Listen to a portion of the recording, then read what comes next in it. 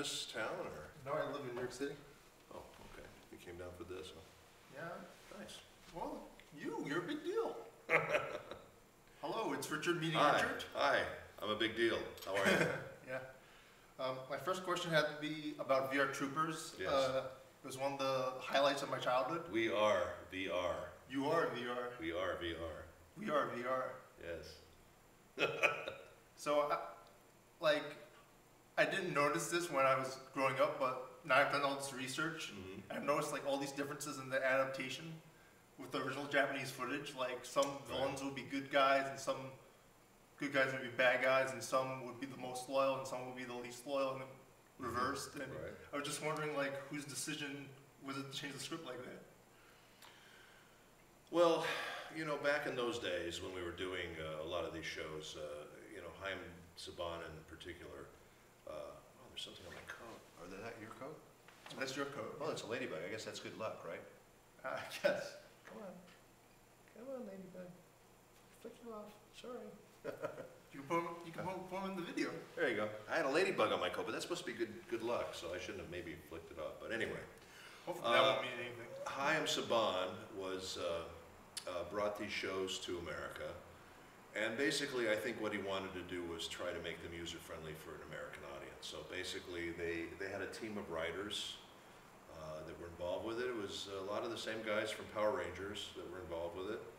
And they basically took these different shows. We had Beetleborgs, we had VR Troopers, we had Power Rangers, we had a couple other shows that the titles escape me right now, but they were all essentially the same kind of deals. That they bought the action footage from Japan, and then they would intersplice the you know, the stories. So they would change them around, you know, however they wanted to change them. So there was, I don't know that they made any you know, specific decisions on who would be who and that sort of thing. I think they just kind of took them on a per show or per episode basis. It was actually changed very differently. Yeah, well, they did that with Power Rangers too. I mean, they took a very popular show in Japan and completely changed it. Yeah, but they changed like the motives of the characters a lot. Like some good guys are bad guys. And some of the most loyal were the least loyal. Yeah. They even changed around the episode orders a lot. Yeah, I know. They didn't care. They really didn't care. They had no respect for the original shows. They basically just saw them as filler for the shows that they wanted to create. So that's what they did. Well, I guess they did make it a bit fillerish, but I still find it a very interesting adaptation. Yeah. There's three of these guys over here. Like taking over the room here. Wow. Isn't that funny? Look, there's three of them. 3 ladybugs. How about that? Wow. This is like an infestation. Okay, so I would like to next talk about your character, Darkheart. Like, whose idea was it to like make him into like the Darth Vader of the VR Troopers? I have no idea.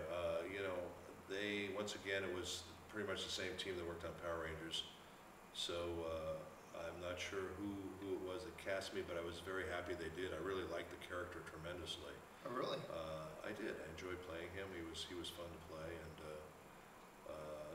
he's actually, I believe, the first character that I've ever played that had its own action figure. So that for me was like a big deal. That was kind of cool. So I was very excited about that. Did you get a copy of the action figure? I did get an action picture. They didn't give me one. They never give you anything, these guys. Yeah. But I actually went and saw it at the store and bought it. So I do have a copy of Darkheart in my collection. I have a thing at home in my office that I have a table, and it's got a few of the characters that I've played over the years on there. It's, you know, got the Joker and several Batos and several Jaycons and a few other characters that I played throughout my career. So it's kind of fun to have those things. You know. Do you have a photo of it online? I don't. This is a good time to pitch it. Yeah, that's true. I don't.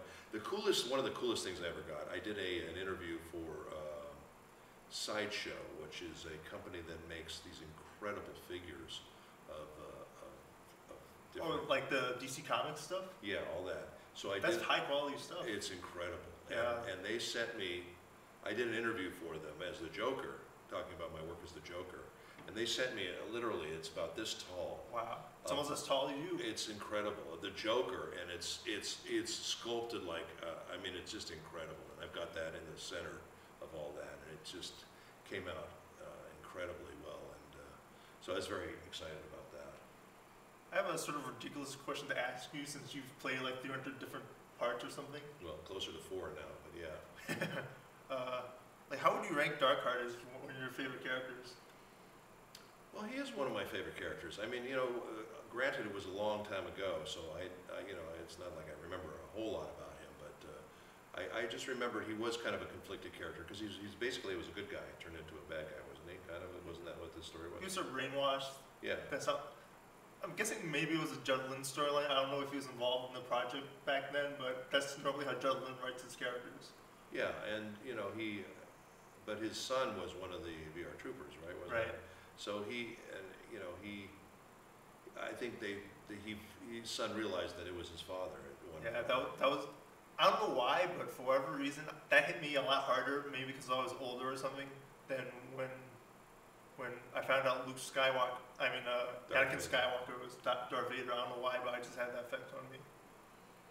Yeah, well, it's kind of a similar thing, and I think, quite frankly, Lucas got the idea from some Japanese stories also. I could be wrong, but I think he was influenced, or let's say inspired by some of these Japanese stories, because they have a lot of that sort of thing in them. So. Oh, maybe I'll have to look it up. Yeah. Have you watched The Hidden Fortress? I haven't actually.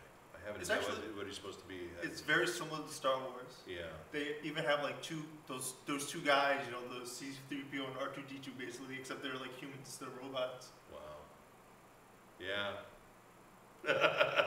I'm looking askance at the camera. In the meantime, he's got $80 billion, so he's done pretty well with it.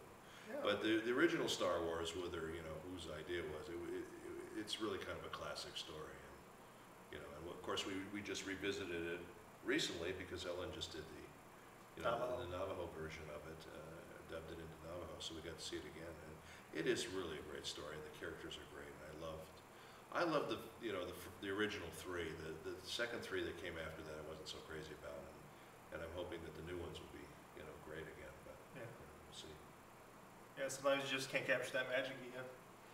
Yeah, I mean, the whole thing was, the reason I think those movies were so successful is because you really cared about those characters, and I don't think you cared about the characters in the next 3 as much.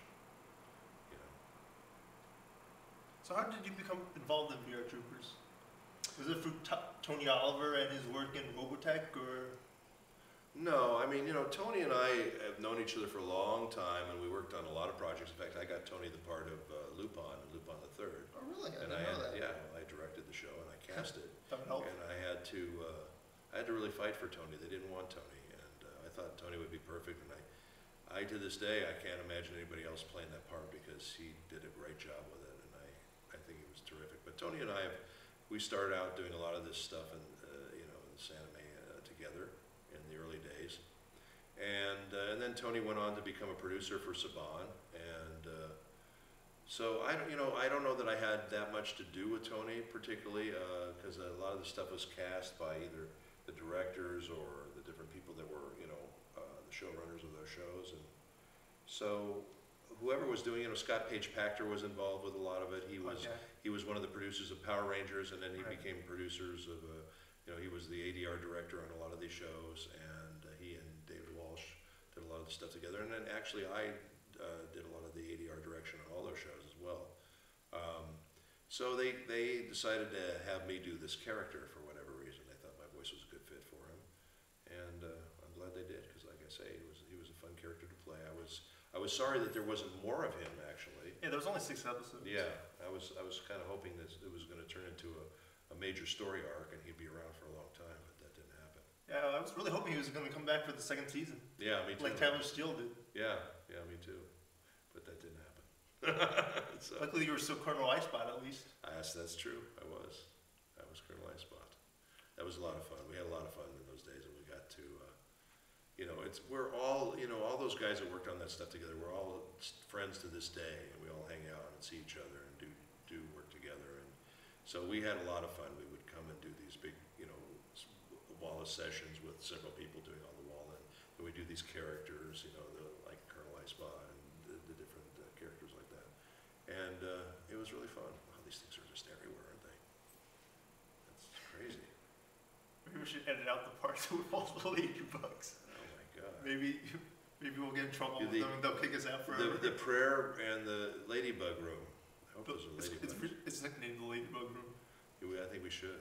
What is that thing coming out of its back? I've never seen that on a ladybug before. That's kind of frightening. Maybe Is that an alien, or are we being infested by aliens? I think it's morphed into something dangerous. I'm getting my coat off that chair.